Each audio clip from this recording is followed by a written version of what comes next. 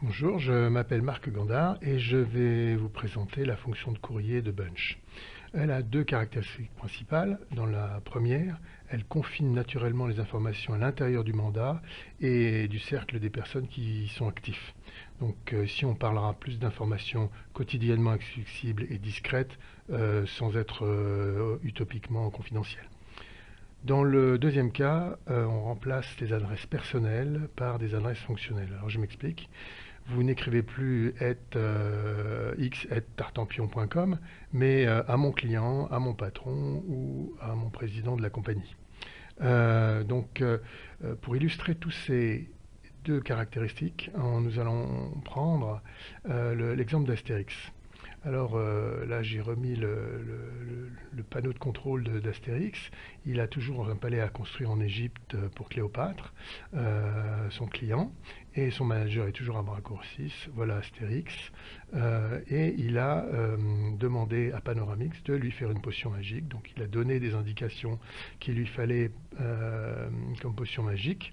Et voilà, l'activité a commencé. Et nous allons maintenant basculer vers Panoramix. Donc nous voilà sur le compte de Panoramix et Panoramix a sélectionné la potion magique et il sait ce qu'il doit réaliser. Seulement il a une question et nous allons la poser à Astérix et nous allons voir comment il va procéder. Donc ce qu'il va faire, c'est qu'il va créer un chat. Il va créer un chat, le voici, le chat est maintenant créé, et il fait apparaître ce chat deux fenêtres supplémentaires ou pavés supplémentaires.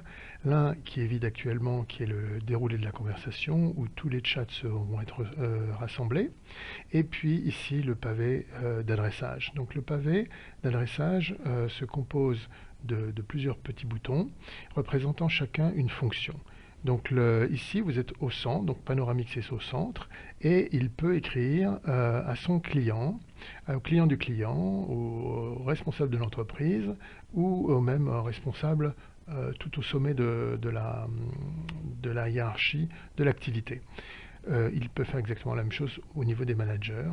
Et s'il est accompagné d'une équipe, il peut parler directement à son staff, directement au staff des staffs, ou à tous les gens qui reportent à lui dans la compagnie ou même en incluant les prestataires de services externes. Donc ici, il est limité puisqu'il n'a que dans son activité que deux responsables. Typiquement, il peut être son client, Astérix. Vous notez ici que Cléopâtre n'apparaît pas, bien qu'elle soit le client d'Astérix. Elle devrait apparaître, mais elle n'apparaît pas parce qu'elle est virtuelle. Tant qu'un membre est virtuel, il ne peut pas recevoir de chat.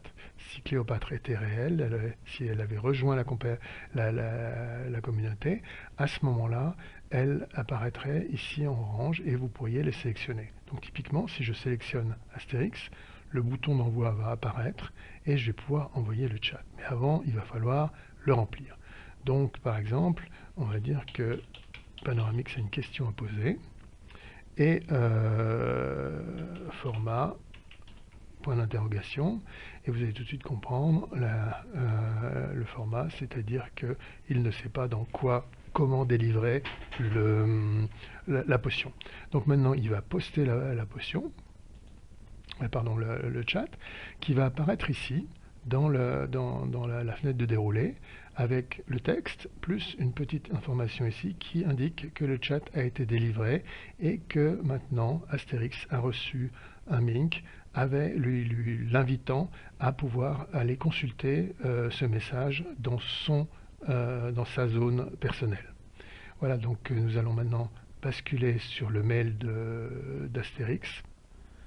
Donc nous voilà maintenant sur le compte mail d'Astérix et nous voyons le courrier que Panoramix lui a fait parvenir. Donc ici il y a l'adresse de Panoramix.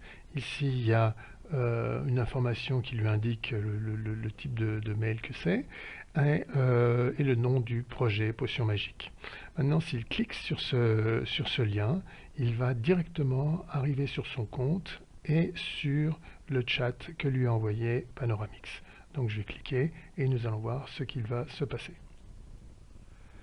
Donc voilà, nous sommes maintenant dans l'environnement d'Astérix, directement positionné sur le chat qu'il a reçu de Panoramix. Et on note maintenant que il apparaît comme le client. Donc lui, maintenant, il est le client et il a reçu un mail uniquement de son fournisseur direct.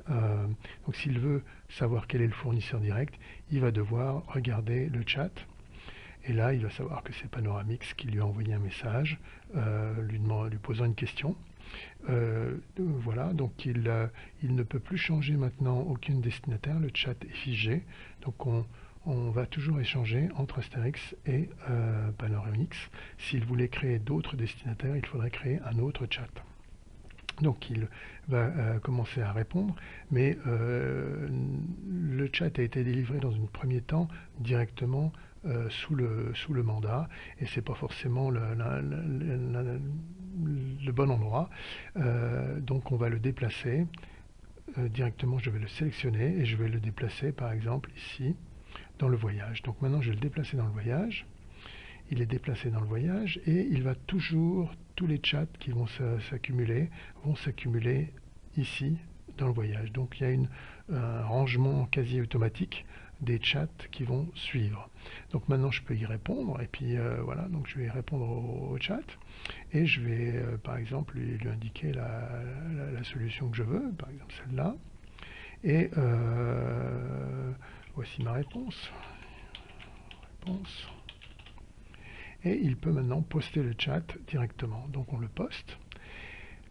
On voit que l'émission va se trouver sur le côté droit. La réception est toujours sur le côté gauche avec l'icône de la personne qui a émis l'information. Ici, on voit que le message a été délivré. Donc maintenant, on va pouvoir se déplacer dans l'environnement de Panoramix pour voir ce qui s'est produit. Et pour cela, je vais me servir d'une fonction de bunch qui va me permettre de sauter d'un compte à l'autre. Typiquement, là, je repasse sur le compte, sur un autre format, qui va me permettre de choisir le compte de Panoramix et de sauter directement sur le compte de Panoramix. Voilà, donc maintenant je vois ce que Panoramix voit, et il a reçu le message, la réponse d'Astérix, donc il sait ce qui s'est passé. Et ici l'icône a légèrement changé, qui m'indique que tous les gens qui étaient en destinataire de ce chat ont vu le mail. S'il n'y en avait qu'une partie des gens qui avaient vu le mail, il y aurait un œil avec un petit moins. Donc on peut savoir la progression de la lecture du mail. Voilà, je crois que vous avez vu le principe du courrier. Et pour conclure, je voudrais vous rappeler que vous venez de voir les deux caractéristiques principales du mail de batch, à savoir le renforcement de la discrétion par le confinement naturel des informations à l'intérieur du mandat et du cercle de personnes qui y sont actifs, et la simplification de la gestion des listes de distribution par le remplacement des adresses personnelles par des adresses fonctionnelles. Voilà, je vous dis au revoir et à bientôt.